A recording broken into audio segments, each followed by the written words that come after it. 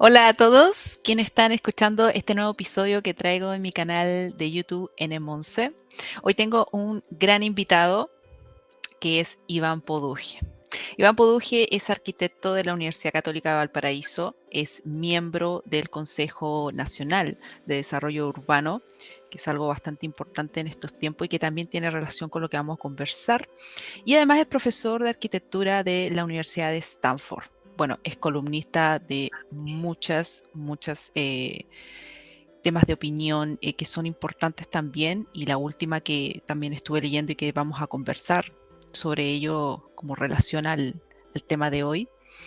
Y además está decir que muchas gracias por participar, querer estar en este espacio. Iván, ¿cómo te encuentras? ¿Cómo estás? Hola Nisa, ¿cómo estás tú? Encantado de estar acá. Bien. Sí, muchas gracias. Yo encantada también de poder conversar de tu libro y que tiene una perspectiva interesante. Yo creo que será bastante importante poder ver esa crónica, esas 7 cabezas, porque hoy día lo que vamos a hablar va a ser de este libro, cuál fue la motivación de realizarlo y de escribirlo, sobre todo lo que ha sucedido y ver ese análisis ya a 3 años de que ocurrió este hecho. Y para ello voy a darte la palabra para que nos cuentes de este 7 cabezas, esta bestia, este dragón de 7 cabezas que me parece tiene un sentido para ti de colocarlo en el título y que forma parte también de todo ese análisis que realizas. Así que bienvenido y soy todo oídos. Bueno, gracias Nisa. El libro que yo hice fue un libro que surgió de mis recorridos por la ciudad en los días más duros de octubre. En realidad fue octubre, noviembre, diciembre, enero. Estuve 4 meses recorriendo la ciudad en ese momento tan duro, digamos, cuando se estaba destruyendo la infraestructura, las estaciones de metro, se estaban saqueando supermercados, locales vecinales, y la motivación fue entender lo que estaba ocurriendo porque era muy fuerte. Yo trabajo en urbanismo, trabajo en arquitectura, entonces conozco muy bien Santiago y para mí era muy Mm. sorprendente, muy impactante ver que se estaban quemando estaciones, que estaban ardiendo estaciones de metro. Es un atentado en cualquier parte del mundo, digamos, desarrollado. Y acá era un tema que casi no se estaba, o sea, que era un tema de alerta, pero que no se estaba relevando con la importancia que tenía y más grave aún, no se estaba pudiendo controlar porque estos desmanes eh, fueron en un momento más de 200 puntos de la ciudad prendidos. Y bueno, quise saber lo que estaba ocurriendo y recorrí alrededor de 12 comunas durante 4 meses. Escribí una crónica de lo que estaba viendo, básicamente las distintas manifestaciones del estallido. Eh, y me di cuenta, digamos, cuáles eran las fuerzas que estaban detrás. Y las fuerzas que estaban detrás es lo que da origen al nombre, las 7 cabezas. Ahora, originalmente la idea del libro era plantear que no había una sola cabeza planificando estas acciones, Mm. ¿ya? Que era la teoría que existía, tampoco que era una revuelta popular completamente, digamos, aleatoria o sin ningún tipo de planificación o idea de desestabilizar el gobierno. Existió una idea de desestabilizar el gobierno, de romper la democracia, de hacer caer un gobierno y ahí, a medida que fui entendiendo qué fuerzas estaban detrás de esto, fui poniéndole un nombre. Y, claro, el nombre Siete Cabezas coincide también con esta bestia, porque lo que yo sentí en la ciudad fue la existencia de un monstruo, básicamente, que se había creado, eh, un monstruo nuestro, interno, por múltiples factores y que se está descargando su furia sobre nosotros mismos, destruyéndolo todo. ¿Mm? Es un poco la analogía con las 7 cabezas del monstruo, aquel que me tocó ver. Sí, de hecho, yo creo que importante, independiente del tiempo que ha transcurrido, el hacer estos análisis, el tener este espacio para ir dándole nuevas perspectivas, porque claro, escuchándote hablar de esto, de esta bestia, de este monstruo que llega en ese momento importante, llega en un punto también estratégico. Desde mi perspectiva, para mí, el hecho de que haya sido en Plaza Italia, específicamente en todo ese sector que es en su mayoría de jóvenes, tiene su punto estratégico y, Y también relacionándolo con lo que tú señalas en el libro, en tu perspectiva también como arquitecto, el conocer a cabalidad la forma en que se estructura Santiago, yo creo que tiene también un fuerte, una fuerte importancia para lo que se desencadena desde ese 18 de octubre.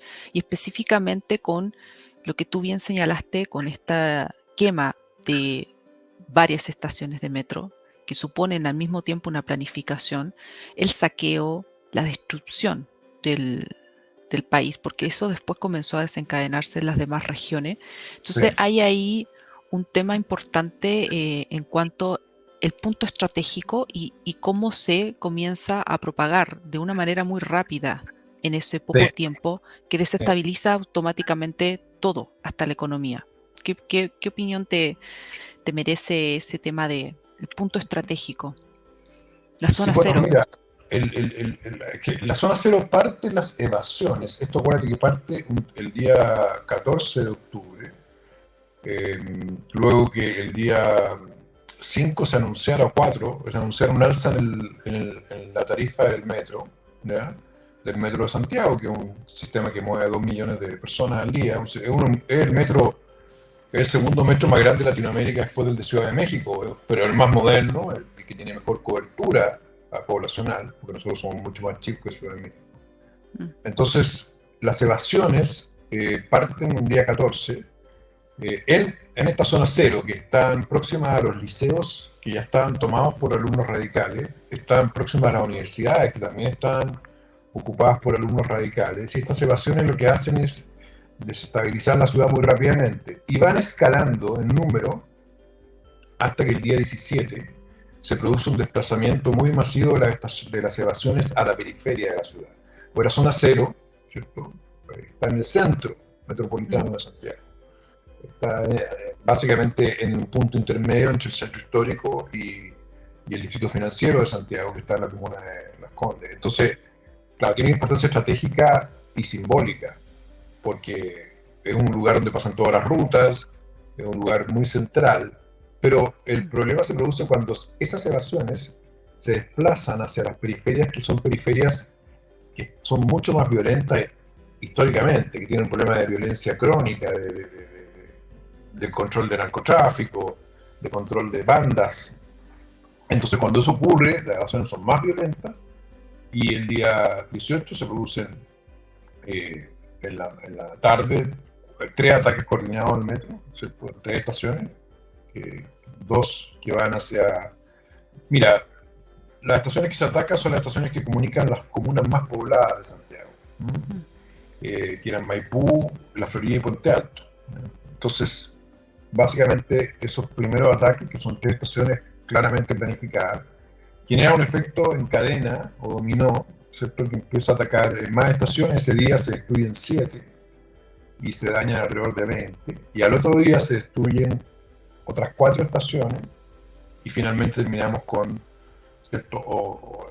Con 11 estaciones completamente destruidas, con 24 estaciones severamente quemadas y con más de 70 con daño, lo cual es inédito en la historia. Entonces, pero el factor, yo diría, que hace propagar muy rápidamente el estallido es su desplazamiento del centro a la periferia. Y luego, de la periferia que arde, como ardió la ciudad de Los Ángeles en el año 92, o París 2005, Londres también, los riots, se desplaza hacia el centro de vuelta con manifestaciones que son más políticas, pero siempre estuvo presente la cabeza delictual, la cabeza antisistémica, la cabeza Anárquica. sí, anárquica y también narcotraficante, que se movió para poder saquear organizadamente supermercados, para destruir comisarías o atacar recintos policiales. Sí.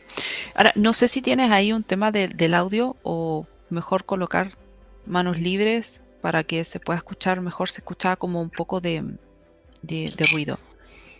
Pero ¿Me escucha mejor mientras ahí? hay... No, se escucha como un pequeño ruido.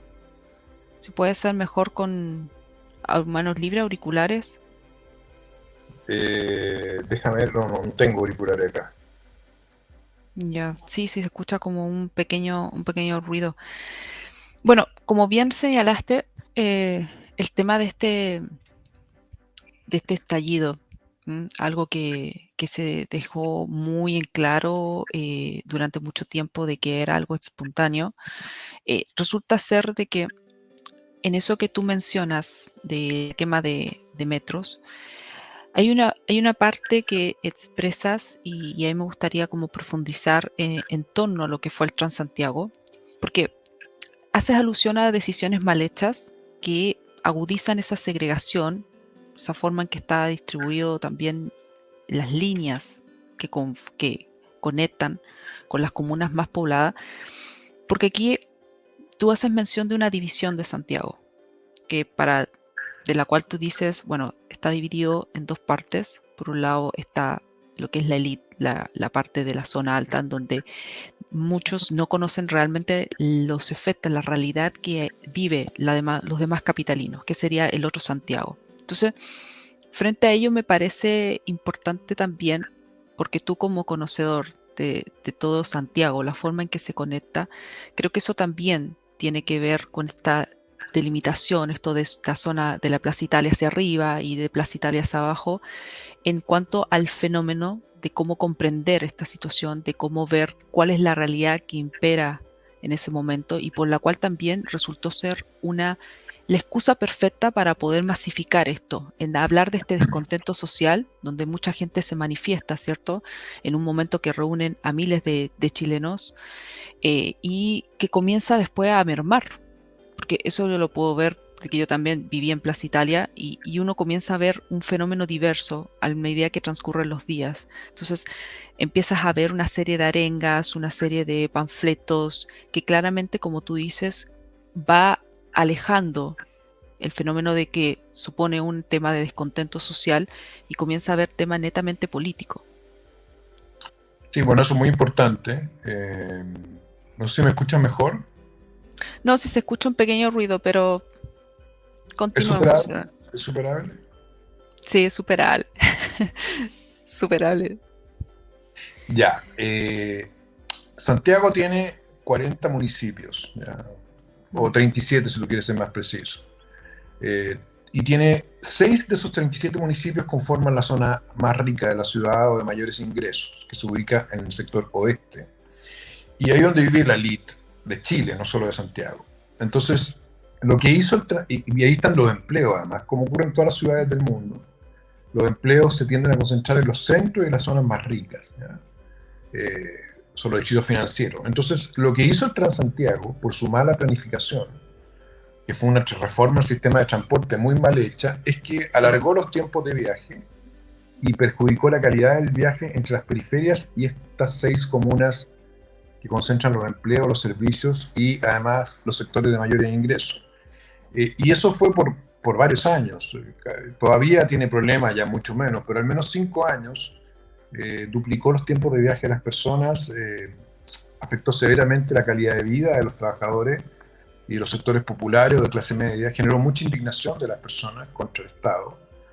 Y yo creo que eso está en el origen del malestar, de uno de los malestares del estallido, ¿ya? Ahora, una vez que se produce el despliegue o el desplazamiento de las evasiones hacia la periferia, que era más segregada y por lo tanto con patologías sociales que ya existían, y luego vuelve al centro, pero ya, como dices tú, con una clara orientación política, mm, que era básicamente hacer caer el gobierno de que existía, la élite que vive en un sector protegido de toda la destrucción que estaba ocurriendo, nunca entiende lo que pasaba.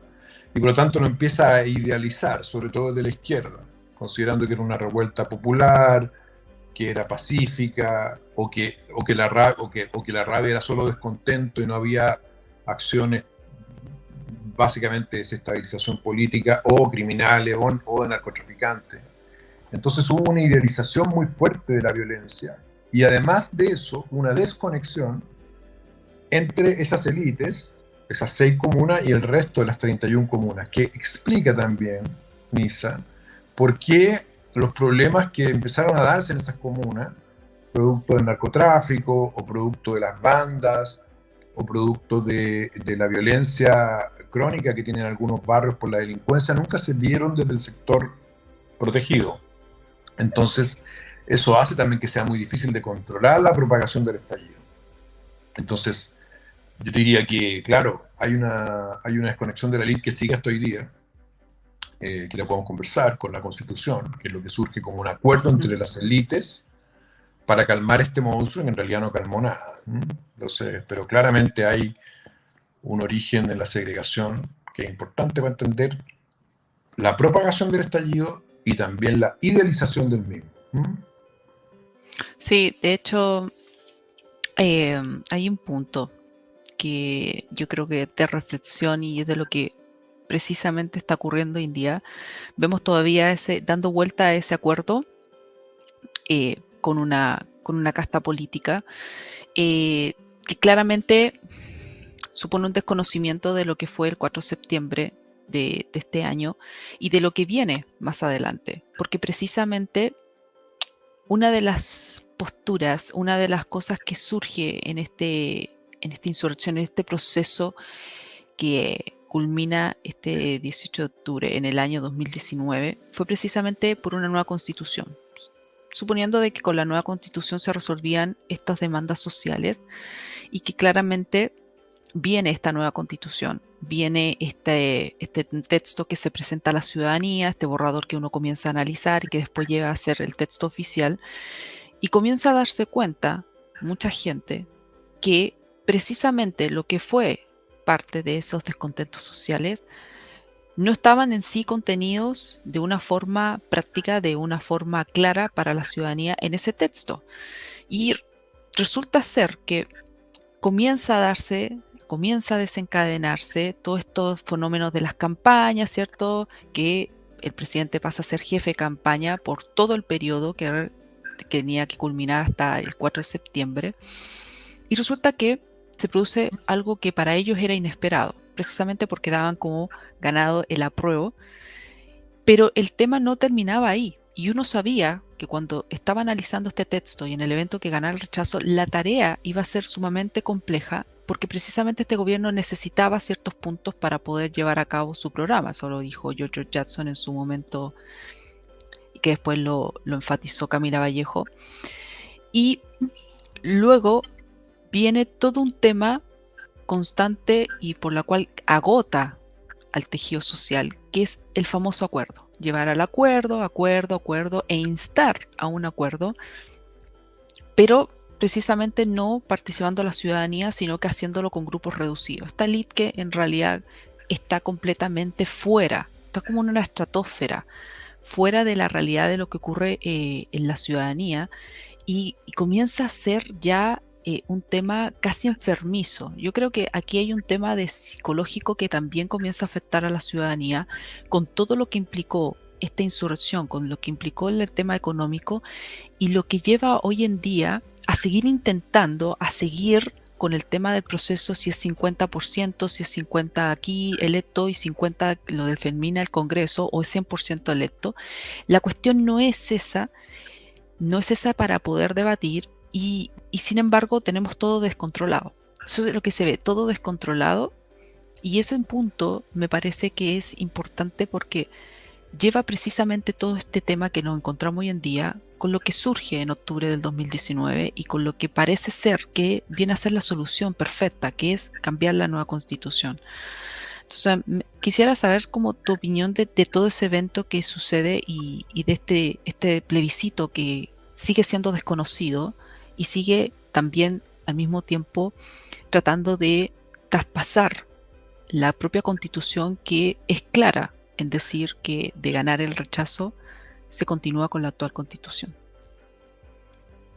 Sí, bueno, lo que ocurre es que el día 15, que el día 12 de noviembre, la situación de Santiago estaba fuera de control y ya se había extendido la violencia hacia alrededor de 10 ciudades importantes.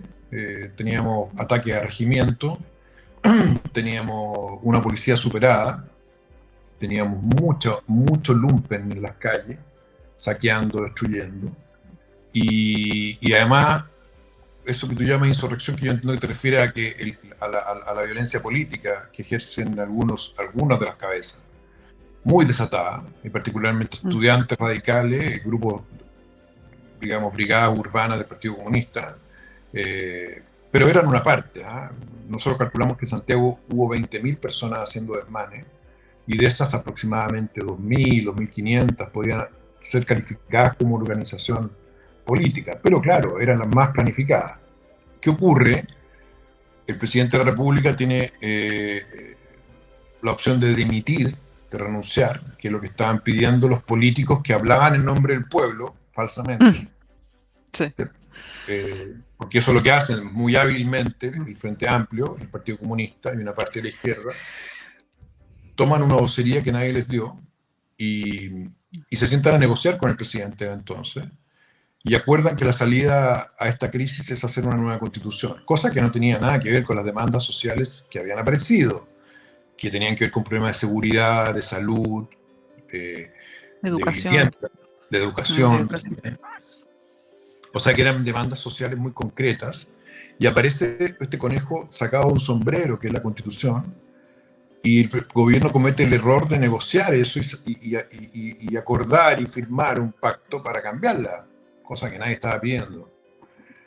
Se supone que con eso se iba a tranquilizar la violencia. Nosotros tenemos claro que eso no fue así. La violencia sigue y se agudiza en marzo hasta que llega el COVID. El COVID, la pandemia, es lo que calma la violencia. Y los políticos mienten cuando dicen que fue este acuerdo. No fue el acuerdo.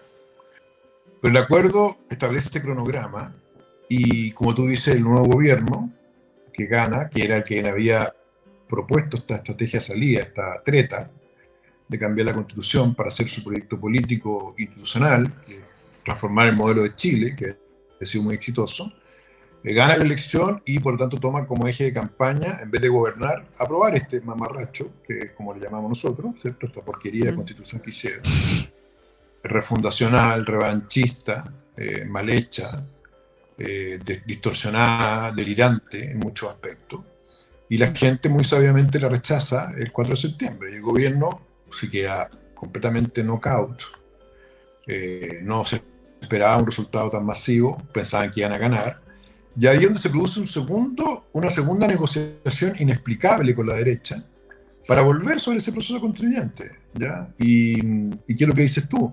Ahora, ¿cuál es el problema de eso, Nisa? Es que mientras que negocian los políticos esta nueva constitución, las personas lo están pasando muy mal. Lo que salva, yo creo, porque el COVID se calma, se controla la pandemia, el año 21 aproximadamente, 2021, y lo que evita que vuelva a surgir la rabia son los retiros de pensiones, que tienen un rol clave para anestesiar este monstruo, como un analgésico fuerte, grande, que no anestesia, ¿ya? Y los políticos aprovechan eso para negociar otro acuerdo, y que es lo que están hoy día, que es completamente delirante nuevamente, porque no es lo que la ciudadanía está pidiendo, primero. Segundo, porque hay una serie de problemas que se han agudizado, la inmigración, la delincuencia, el narcotráfico, el problema de salud está bastante agudizado, el problema de educación, con la cantidad de niños que dejaron de ir a la escuela y la violencia de los colegios. Y nada de eso es prioridad porque los políticos están enamorados de la Constitución. Entonces sí, hay una desconexión profunda que va a terminar muy mal, obviamente. Pero de acuerdo contigo, Sí. y creo que sí. No sé, de hecho, hay aspectos realmente delirantes, como dices, porque está tan claro, la ciudadanía tiene tan clara las cosas que necesita, que son imperantes, y eso uno los puede ver como proliferan en las redes sociales, y esa desconexión que tiene por otro lado el Congreso, pero me voy a referir al Congreso porque ahí hay de todo, y supone que hay partidos políticos que representan los intereses de los militantes, que eso también es un tema como para discutir la real función que están cumpliendo los partidos políticos hoy en día. Pero en eso de tener tan claro los temas, es evidente, y en las pocas encuestas que uno también tiene su cierto su cierta aprensión respecto de las encuestas, cuánta gente es la que encuestan en definitiva, uno se da cuenta cuáles son las prioridades, dónde están las prioridades, y que claramente no están relacionadas con ese mundo imaginario que tiene este gobierno y que trata de negociar.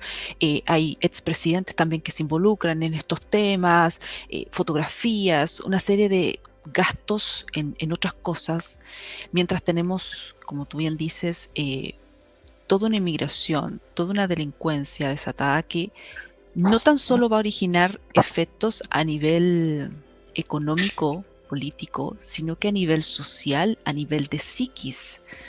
Ya hay gente que comienza a tener cierto rechazo, pero ya un rechazo que comienza a subir los niveles de esa intolerancia a un grado máximo, sobre todo en la zona norte, en lo que es la zona macrozona, la macrozona sur, que todavía también está en esa nebulosa que nadie resuelve nada, que no hay terrorismo, una serie de causas en las cuales también, lamentablemente, el Poder Judicial también, tenemos que decir que vive también en un mundo completamente ajeno a lo que es la situación actual.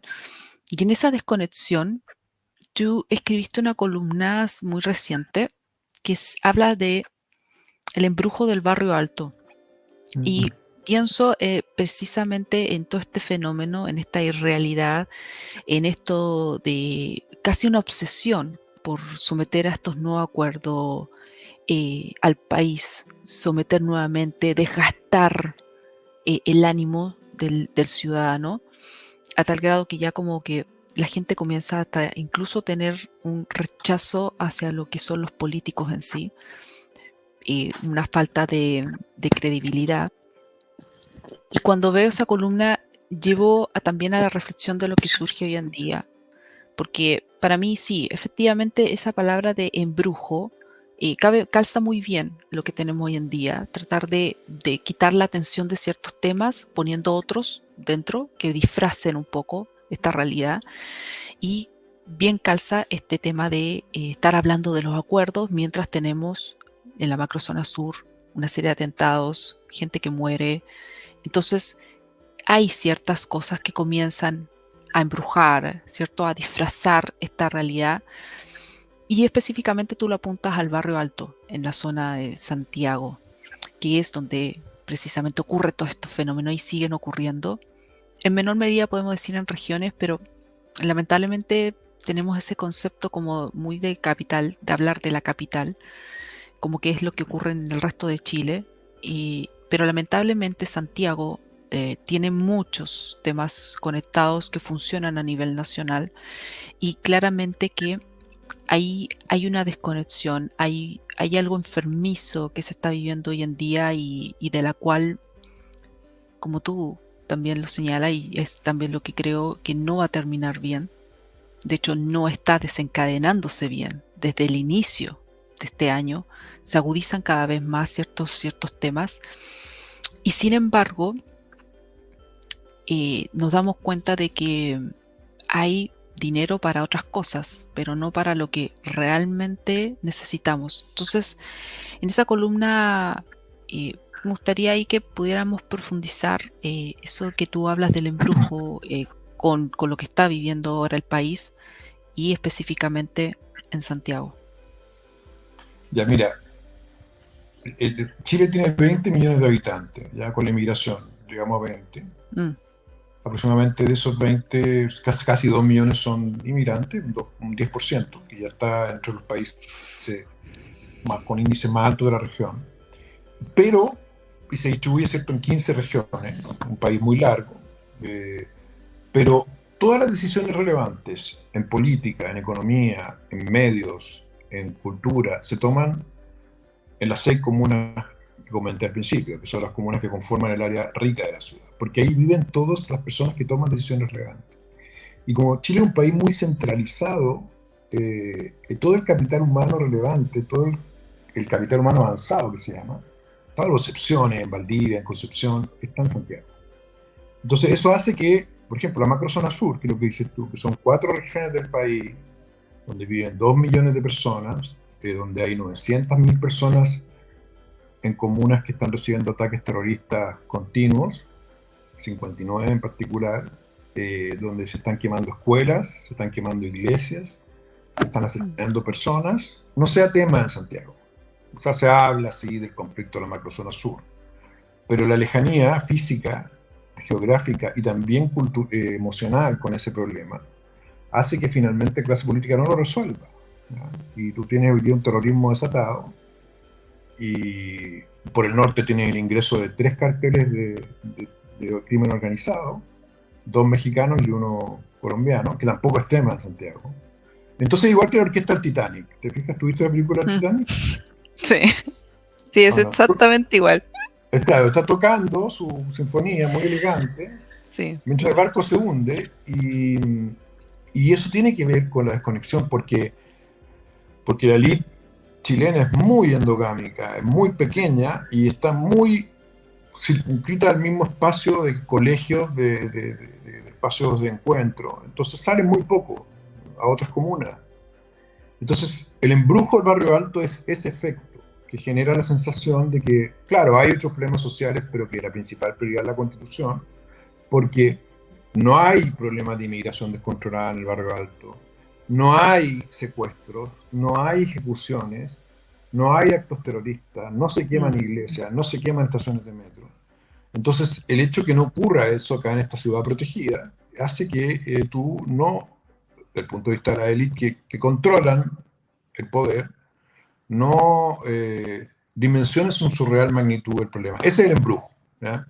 Que es muy peligroso, porque como ellos tienen poder, finalmente no toman las decisiones que son relevantes para evitar que ese malestar que tú dices, que se está generando en la población, contra los políticos, contra la casta, que te llamaste tú, me llamó la atención ese nombre, pero es cierto, aumente, porque además hemos visto escándalos de financiamiento de la política, hemos visto que políticos de gobierno y de oposición al final son amigotes, ¿ya? Y resuelven entre 4 paredes este acuerdo para seguir con esta locura constituyente por no sé cuánto tiempo más, porque a ellos les encanta el tema, lo pasan muy bien, Misa.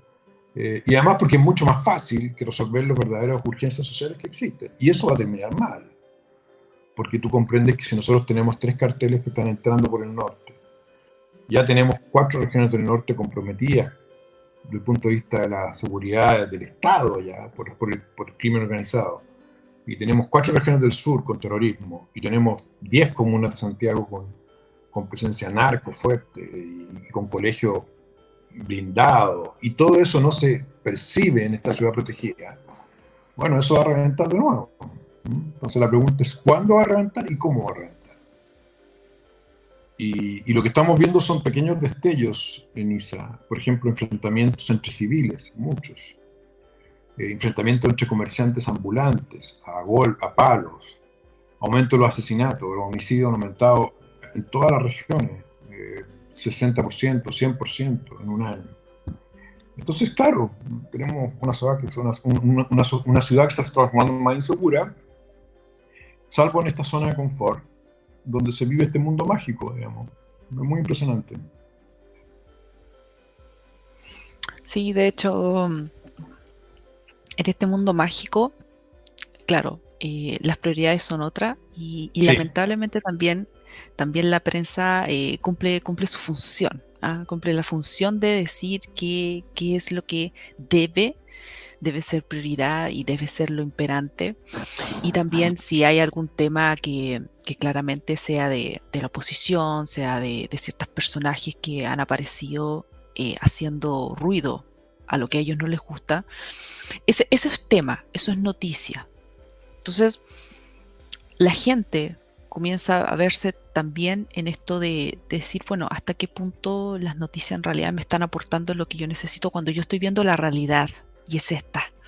Entonces, frente a eso también ocurre el otro fenómeno, que es la cual está dedicando todos sus esfuerzos la ministra Camila Vallejo en hablar de la desinformación, de las fake news, porque parece ser de que todo lo que a ellos no les ha resultado ha sido porque realmente había una desinformación. Entonces, ahora hay que buscar la estrategia, eso para mí es la lectura, es buscar la estrategia para nuevas maneras de mentir, nuevas maneras de poder seducir, de poder mantener ese embrujo porque eso es lo que se trata de hacer, es mantener a la gente en una nebulosa que digan, bueno, no te preocupes que esto lo vamos a regular en algún momento. Ahora sí va a ser prioridad para el gobierno, como dijo Gabriel Boric.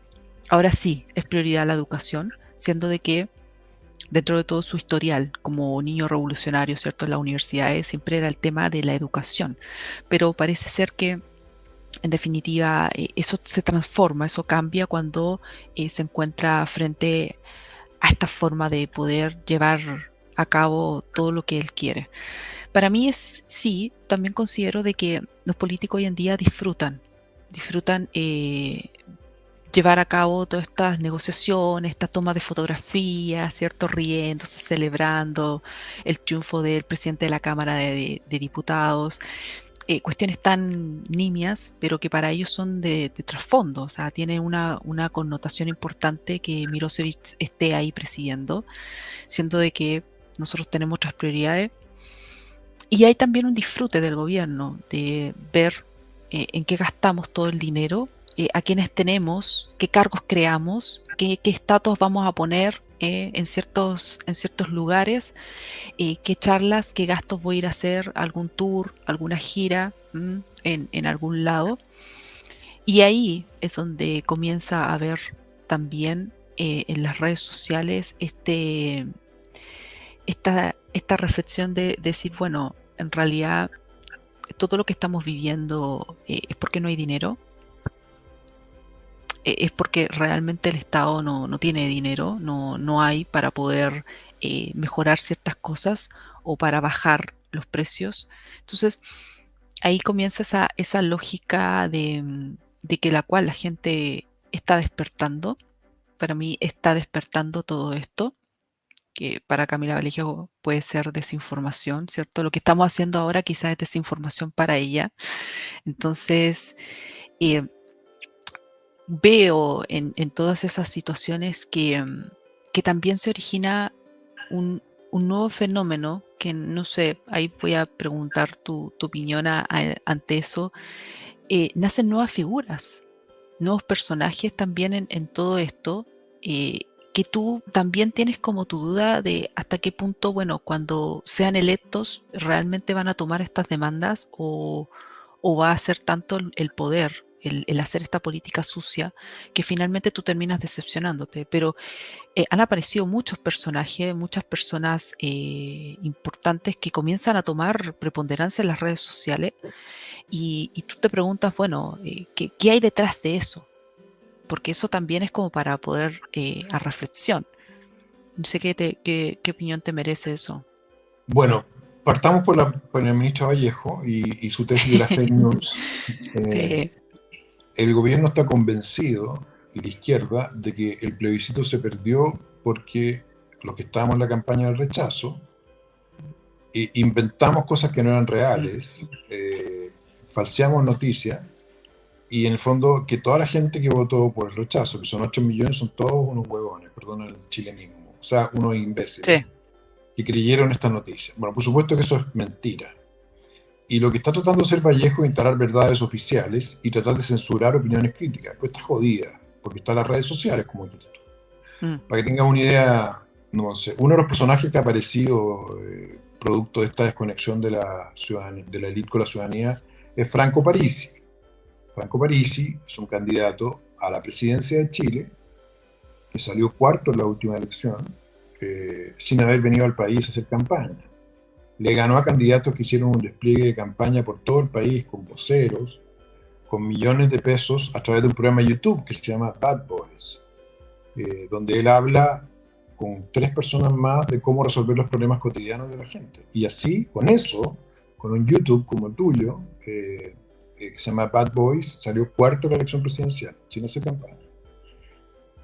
Después hay un programa que se llama Sin Filtro, donde yo participo, que es el sí. segundo programa más visto después de Bad Boys. Yo participo hace muchos años en programas de televisión, Misa, también en prensa, me consultan mucho. Y es la primera vez que taxistas te reconocen y te hablan sin filtros. O sea, el taxismo, o sea, el taxi es un buen termómetro. Y eso quiere decir que la gente se está informando por otros canales. Por Mm, tanto, la prensa se dio cuenta de eso, la prensa tradicional, y a través de los matinales está tirando esta agenda que fue muy favorable al clima de opinión del estallido, cuando el estallido estaba en boga, y ahora es muy crítica a la destrucción brutal y animal que se generó. Y además en los matinales, yo he estado ya 3 veces, en distintos matinales, se habla del problema de inmigración, del problema de violencia, del problema de narcotráfico. No sé, no, o sea, también se habla de la Constitución, ¿te fijas? Pero hay espacios para que los ciudadanos se expresen nuevos a través de las redes sociales, a través de los medios tradicionales en ciertos espacios. Yo creo que lo que va a pasar es que van a emerger figuras nuevas que van a comunicarse mejor con la ciudadanía, son una incógnita, y puede ser que gane la elección presidencial. Ya tenemos, por ejemplo, el Partido de la Gente, que es un partido que nació hace muy poco, y que ya tiene 11 diputados de la nada, y cuyo líder es este señor Parisi, que nunca ha venido a Chile. Entonces, ¿cómo explicas eso tú? Bueno, muy simple, porque el partido de Parisi y Parisi hablan de aquellos temas que a las personas les preocupan. Así de simple. ¿Ya? Tienes otro que es Rodolfo Carte, que fue alcalde de la Florida, que era de la UDI, que es uno de los partidos de derecha tradicional, se separó de la UDI porque decidió que eran todos unos imbéciles, y ahora está armando una cosa propia. Entonces, en Chile hoy día tenemos una atomización de la política, un descrédito gigantesco de la política, particularmente estos partidos que están haciendo acuerdos populares. Así que yo creo que sí, van a aparecer figuras, y es una incógnita, sí, es una incógnita, pero los culpables de eso no son los electores, son los políticos o la casta, como dices tú, que se ha puesto de acuerdo, que está enamorada de la Constitución, que está fascinada con estas fotos, con Milosevic, que se comparó con Nelson Mandela, lo que es una estupidez, o sea, es Sí. realmente patético. Entonces, no veo manera que se vaya a solucionar, porque la única manera que se solucione, Nisa, es que todos los problemas que están afectando a las regiones, a las comunas de clase media, lleguen en masa a la zona de confort, al barrio alto, y exploten, y ahí digan, oh, sí, existen estos problemas, son prioritarios, son mucho más importantes que la Constitución, son mucho más importantes que los acuerdos que estamos haciendo populares, pero eso no va a pasar. No, de hecho, eh, sí, a raíz de eso de aparecer nuevas figuras, hay puntos importantes que uno tiene que también tener claro que la forma de hacer política ya se transforma también. O sea, ya la política no es como en décadas anteriores. Ahora todos tienen que estar en redes sociales, porque si no estás en Bien, redes sociales no existes, no existes para la ciudadanía, no tienes seguidores, no tienes like. Y esa forma eh, comienza también a desnaturalizar la política en sí, porque claramente que mientras alguien señale de que está en contra de esto y que va a hacer todo lo posible para aquello, lo tuitea, porque esa es la palabra, tuitear, y claramente tiene sus retweets, sus likes, y te das cuenta de que todos tienen esa misma forma de hacer política a través de las redes sociales. Yo muestro lo que estoy haciendo a través de las redes sociales, yo muestro tweets de otros que a mí no me agraden o que las cuales yo quiero desacreditar, también los muestro en Twitter y en las demás redes sociales, pero específicamente en Twitter, que tiene como más esa connotación política. Y en esa forma de hacer política, esa forma nueva, claramente, como ya lo estábamos viendo, aparecen figuras que ya comienzan a tomar cierta preponderancia, y aparece, por ejemplo, Nubia Vivanco, que es una abogada, en la cual ya sí, está formando un nuevo partido, ¿cierto? sí. Eh, Claudio Crespo también, que es el que escribe sobre el tema de todo este tema del estallido de octubre, como carabinero, como forma parte de esa institución, escribe su experiencia y también forma parte de un partido. Y Ex así carabinero, comienzan a... ¿Mm? ex carabinero. Ex carabinero.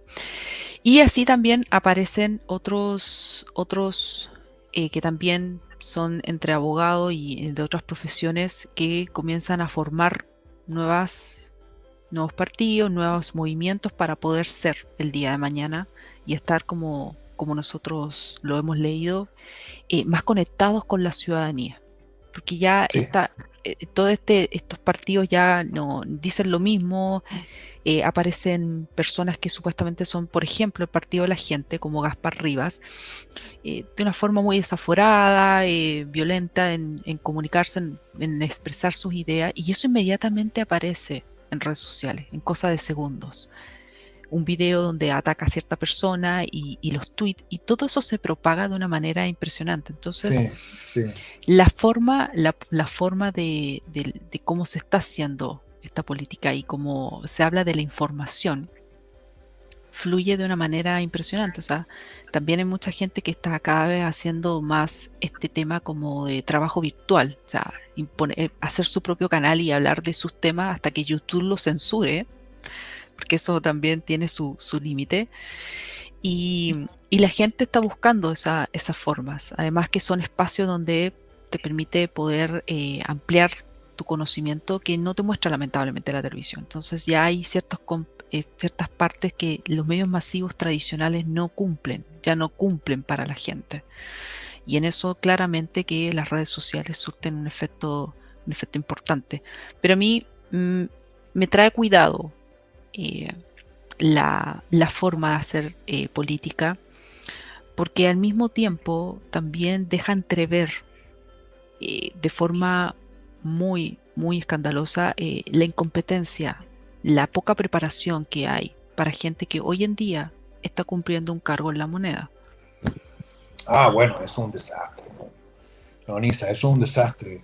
Mira, déjame hacerte un comentario respecto a la atomización de los partidos, que es importante. Mm, Había visto lo de Nubila, ella está defendiendo carabineros y militares, y claro, no sabía que iba a armar un partido político, pero mm, probablemente va a estar a la derecha republicano, que apareció para estar a la derecha de la UDI, que a su vez hoy día está centrada y está diluida. Y por la izquierda, ahora hemos sabido que Jorge Char, que es el peor alcalde de la historia del paraíso, que es un incompetente, un demagogo, un populista, va a armar un partido, va a estar más a la izquierda del Frente Amplio. Y entiendo que Jadwe, que es otro alcalde corrupto, populista, demagogo, corrupto, va a armar otro partido, va a estar más a la izquierda de Char. Entonces al final lo que vamos a tener es que los tres Extremos. tercios, claro, vamos a tener extremos, cada vez más extremos, que van a atomizar el voto. Entonces va a tener una primera vuelta con 12 candidatos, ¿ya? Lo que hace que la incertidumbre de quién pase segunda vuelta sea enorme. Porque tú dices, eh, por ejemplo, Nubila, si va Nubila de candidata, o va Crespo de candidato. Crespo puede ir de candidato y puede tener, no sé cuántos votos sacará, no tengo idea.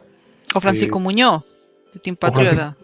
Francisco o Muñoz, que está a la derecha republicano, y Republicano va a llevar el suyo, y la UDI va a llevar el suyo. Entonces, ¿qué va a pasar en la segunda vuelta? Nisa es una incógnita.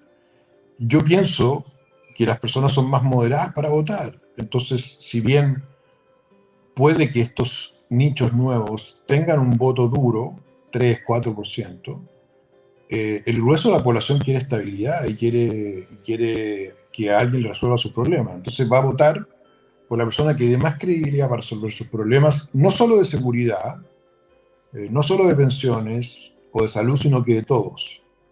Y los políticos de la que tú llamas casta, como están, eh, este gobierno es un desastre, y lo están apoyando increíblemente, no tiene oposición este gobierno, no tiene oposición.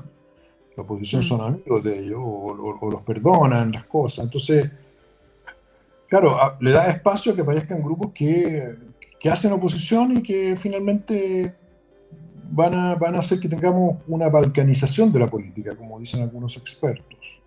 Que eso no es bueno, tener una balcanización de la política. Tener muchos partidos pequeños no es bueno, porque cuesta mucho ponerse de acuerdo para gobernar, ¿cierto? Mm. Pero yo creo que es inevitable que ocurra. Ahora, déjame tomar un punto de las redes sociales. Yo creo que las redes sociales han generado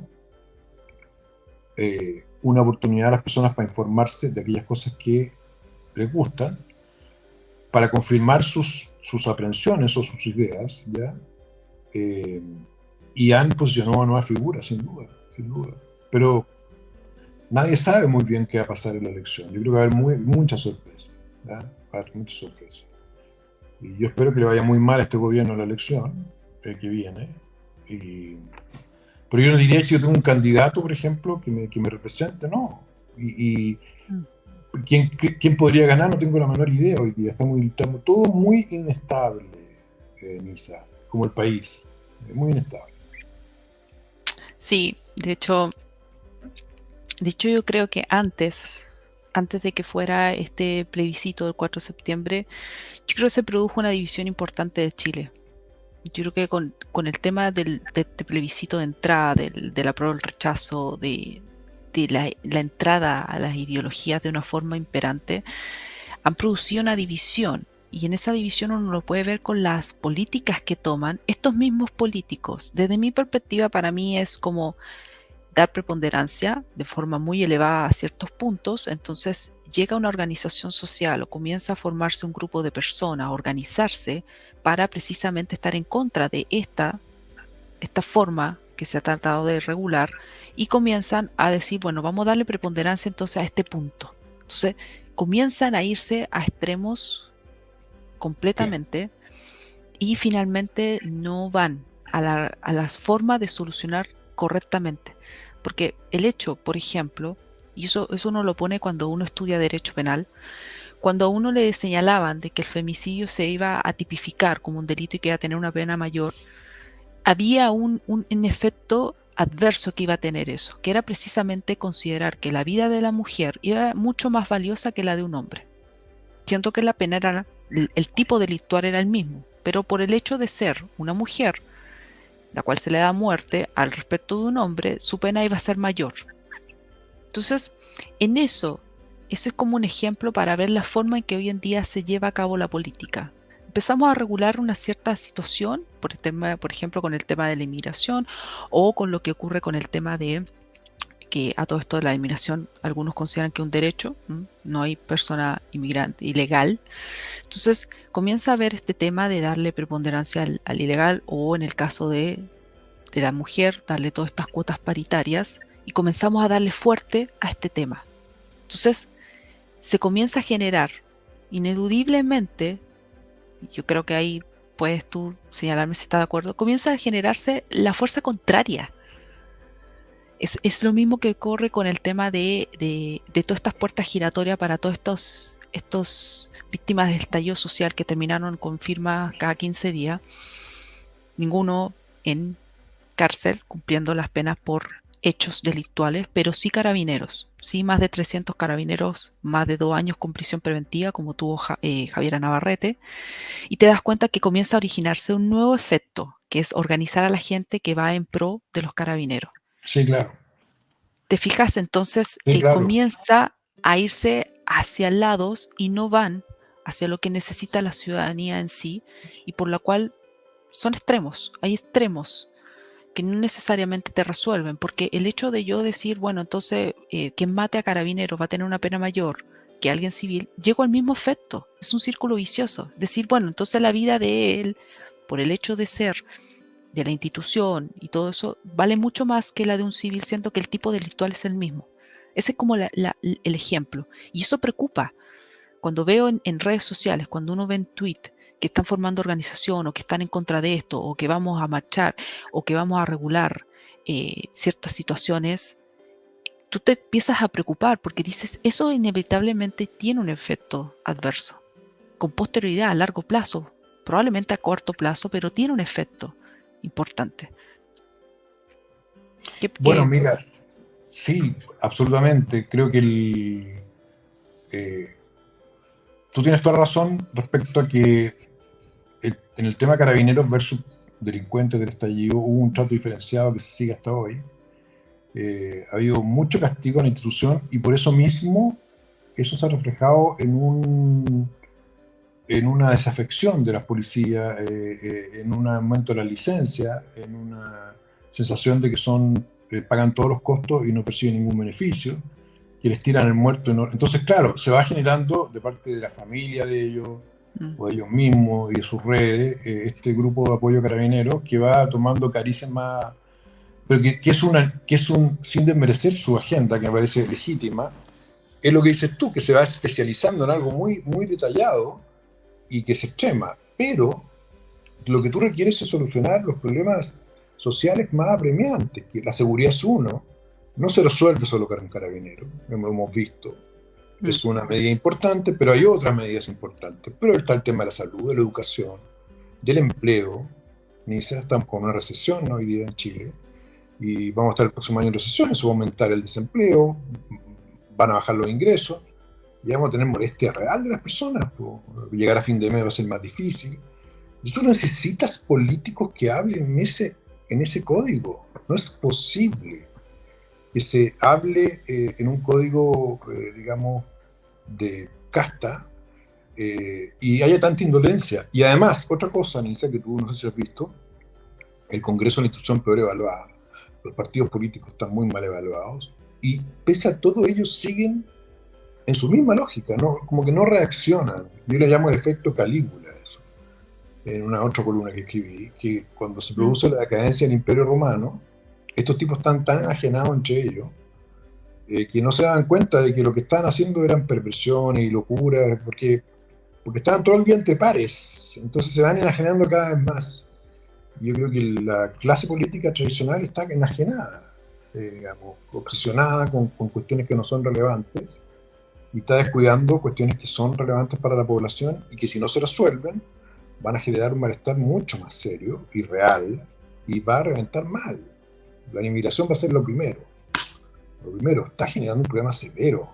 Todas las personas que defienden la migración, Nisa, son personas que no sufren los costos de la migración desregulada. No estamos hablando de la migración, estamos hablando de la migración informal, desregulada, ¿m?, que es la que tenemos hoy día en Chile, sin papeles, Mm. sin ningún tipo de control, y que además lo que hace es reventar los servicios públicos, reventar las ayudas sociales, reventar los recursos que tiene el Estado y poner en conflicto a la clase media, que se transforma en xenófoba, con los migrantes, en conflicto severo, severo. Entonces, ¿cómo va a manejar eso? Estos tipos no lo ven, porque en las comunas donde ellos viven no hay inmigración, o europea. Sí, sí, debe ser de una estratosfera completamente diferente. Y Sí, sí, pues. mira, sumado al tema de eso que dices de la inmigración, efectivamente, gente que no comprende lo que significa traer inmigrantes de una manera informal, ilegal, porque precisamente hay un tema de uso de los derechos sociales. Cada persona que viene a un país nuevo tiene que cumplir con ciertos requisitos porque no es llegar y entrar. Pero en Chile claramente eso no funciona. Chile funciona en otra lógica, es muy fácil, por eso es que para algunos ya lo han declarado abiertamente que ir a Chile es sumamente sencillo, porque también el chileno está dispuesto a contratar gente de manera informal Sí, claro. y lisa y llanamente uno no se da cuenta de que al ser en forma informal, de manera informal, no hay pago de impuestos, No, pues todo negro. pero sí ocupas de los beneficios de los servicios sociales. ¿Te fijas? Entonces, Sí, claro. eso no es prioridad, sí, para el gobierno porque es un derecho natural y etcétera, etcétera. Pero sí hay un tema que tú señalas, que es con respecto a la recesión. Efectivamente, Chile está entrando en un proceso importante de recesión. Hay una forma imperante de tener que ahorrar, porque uno no sabe qué es lo que va a deparar de aquí al término de este gobierno, que se ve bastante difícil también. Pero sin embargo, como tenemos esta casta que vive en un mundo mágico, que siguen insistiendo con un proceso constituyente que va a implicar otro gasto para el Sí, Estado, por además de supuesto. los otros que quieren seguir haciendo el Instituto de Derecho Humano y el Museo de la Memoria, etcétera, etcétera. Te das cuenta de que esa desconexión puede ser precisamente viable, mientras que el país tiene que ahorrar, tiene que consumir menos productos de ciertas cosas porque ya están muy caras. Tenemos a este grupo reducido que vive en el mundo imaginario que va a estar probablemente, si no logra, lo va a imponer el hablar de esta comisión. Da lo mismo si es 50-50, 100%. Para mí no es un tema de debate, porque acá el tema de trasfondo es otro. Sí, Pero es la cantidad de dinero que va a implicar en un periodo de recesión que sí. claramente es impresentable bajo cualquier punto de vista. Pero perfectamente puede ser que eso ocurra. Entonces, hay fenómenos realmente complejos y que generan ya algo, es hasta una molestia que ya se transforma como en un odio acérrimo hacia lo que se está haciendo como gobierno. No sé qué piensas No, el de rechazo hoy eso. día al gobierno es del Mm. 60%. La aprobación del Va presidente subiendo. va subiendo, la aprobación del presidente es bajísima, menos de un tercio. O sea, menos, es muy parecido a lo que sacó en primera vuelta, es inferior al voto del apruebo, que fue 38%, lo que Mm, quiere decir que ha perdido voto de su núcleo duro. considerable. Es un presidente que no tiene agenda, porque su agenda se murió con la Constitución, por lo tanto que picotea de un lado a otro, disperso, sin experiencia, con un gobierno de gente sin experiencia, al punto que han tenido que recurrir a las viejas figuras políticas de la concertación que ellos denostaron para que les hagan funcionar cuestiones básicas como el Ministerio del Interior. Pero ciertamente esto no es sostenible y yo creo que no se van a dar cuenta y no van a cambiar de opinión, porque, porque primero ellos están convencidos de que tienen la razón, segundo no están pagando ningún costo por sus aventuras y su embrujo y delirios, ningún costo, solo de popularidad, Mm, no están afectados sus salarios, sus prebendas, sus gastos de representación.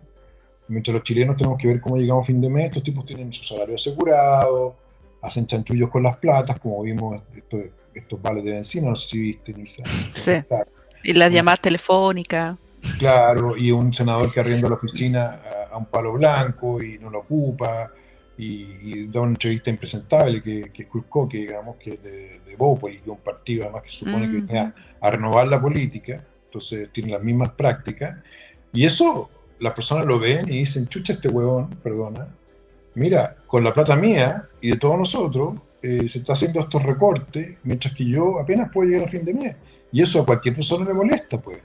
Mm. Entonces, y más encima, las cosas que habla y sus prioridades no tienen nada que ver con lo que a mí me afecta. Entonces, que se vaya.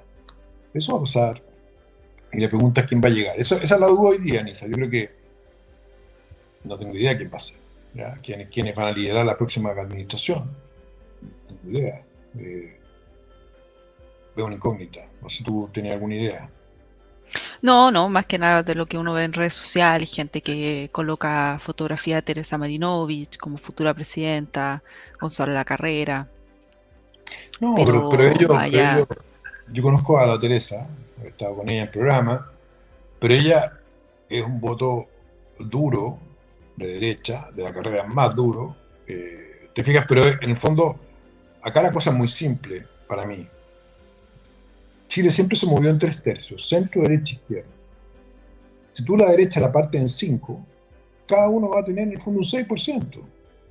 Entonces, la Teresa Marinovich, con de la carrera va a tener un 6%. Republicano un 6%. La UDI un 6%, Renovación Nacional un 6%. Y la izquierda lo mismo. Y el tercio del centro, que está hoy día demócratas, amarillos, mm, eh, Bebópoli, no sé, ahora otro que va a aparecer, lo que queda de la DC, que es una cosa patética. Entonces al final la atomización aumenta la incertidumbre. Yo creo que nadie tiene muy claro quién va a ser el próximo presidente y además vamos a ver primero en las municipales cómo le van a ir. Y va a un castigo al gobierno gigantesco, van a perder municipalidades muy importantes, creo yo.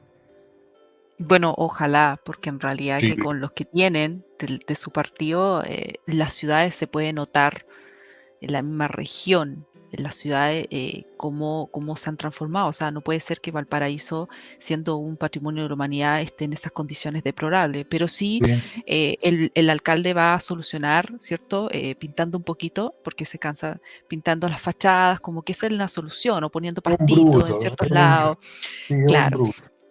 Y en Santiago, ¿para qué decir? Santiago es un Con, desastre, con ir así. Que es un además, desastre, que además es un está, desastre. está claro, entonces ellas van a salir, esperemos, pero para eso tienen que poner buenos candidatos. Y para tener buenos candidatos tienen que ser políticos que le hablen a las personas en castellano y de sus problemas. Y creo que eso ni se cuesta mucho que lo entiendan estos tipos. Yo se lo he dicho personalmente a varios. Mm. Atinen, conéctense. No hay caso. No, veremos qué va surgiendo, pero no hay que perder el seguir haciendo esta batalla, este espacio de reflexión, porque la Claro que sí, gente es yo creo que lo, importante. lo necesita, reflexionar, comprender que todo tiene una conexión y que llega el feminismo no de la nada, de forma espontánea, como creería antes, sino que hay trasfondo, hay estrategias también en todo lo que se hace. Y, y bueno, para no quitar más tiempo de tuyo, me gustaría que, volviendo a tu libro que engloba todos estos aspectos, ¿qué le agregarías a ese libro que escribes, a estas reflexiones que tienes ahora en la actualidad? ¿Qué cosas agregarías, o le darías un mayor énfasis que para ti cerraran con esto de las 7 cabezas? Yo creo que hay nuevas cabezas, la cabeza de la migración, sí, la cabeza del terrorismo en el sur, que es grave, la cabeza, ¿cierto?, del narco organizado, eh, de los nuevos delitos que han aparecido, comercio informal, loteo brujo. No, se requiere una segunda parte, que ya estamos Mm. trabajando en ella, y que además abarque no solo Santiago, sino que el norte y el sur del país. Así que, sí, lamentablemente la bestia está dormida, se le pasó el efecto de los retiros y está despertando y está más grande y con más cabeza. Sí, aparte que con esos retiros nos llevaban una inflación, nos disparamos. Claro, claro que Sí, sí, claro que sí. sí, Un pero incendio. los efectos nosotros tenemos que verlos después, o sea, reaccionamos después. De ahí vemos el efecto que significaban estos retiros, pero claro, en ese momento eran fabulosos y se fue a gastar en otras cosas. No, así es.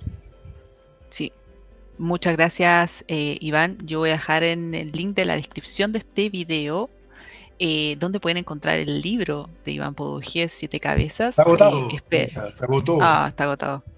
Sí, la cuarta edición y vamos a sacar una quinta, que es una edición muy chica, porque en el fondo así Mm. la editora lo indicó para poder avanzar con la segunda parte ya lo antes posible, ojalá salir el próximo año, antes del primer semestre, ya estamos trabajando en la segunda parte. Pero ahí ya no está el libro en librería. Ah. Esperemos que la quinta edición alcance a salir para marzo, la quinta, que es la última. ¿Mm?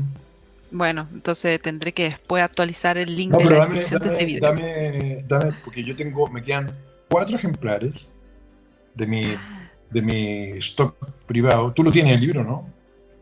No, no, de hecho lo tenía unas partes en digital, pero pensé Ya, que se podía, entonces, lo iba a ya, comprar en por físico. interno coordinamos para que yo te envíe una de las copias, porque Ya. me voy a deshacer de ella y me gustaría regalártela a ti porque creo que tienes Me ha gustado mucho conversar contigo, sobre todo por tu aproximación bastante lúcida a esta casta, a esta desconexión y a los peligros que ello implica. Yo creo que he escuchado a pocas analistas que hacen ese encuadre del problema. Me parece muy interesante. Sí, Así que, hoy yo pensé que no iba a ser como tan lúcida en realidad como tú no, también, absolutamente estás en lúcida, tanta absolutamente lúcida. televisión. Absolutamente lúcida y además entendiendo muy bien las problemáticas que afectan al país y los riesgos que tenemos. Así que yo creo que te felicito, espero que te vaya muy bien con tu canal y nos estaremos viendo, ¿ya? Sí, sí, es cortito, pero está empezando a subir, así que espero tener más suscriptores. Así que muchas gracias y no olviden suscribirse a N11 y también si quieres contribuir puedes apoyar en Patreon o en Flow. Ahí voy a dejar el link de la descripción y muchísimas gracias, Iván. Estamos en contacto y esperamos que podamos tener otra conversación más adelante. Cuando tú quieras, Nisa. ¿Ya? Pásalo muy Muchas bien. Suerte. gracias.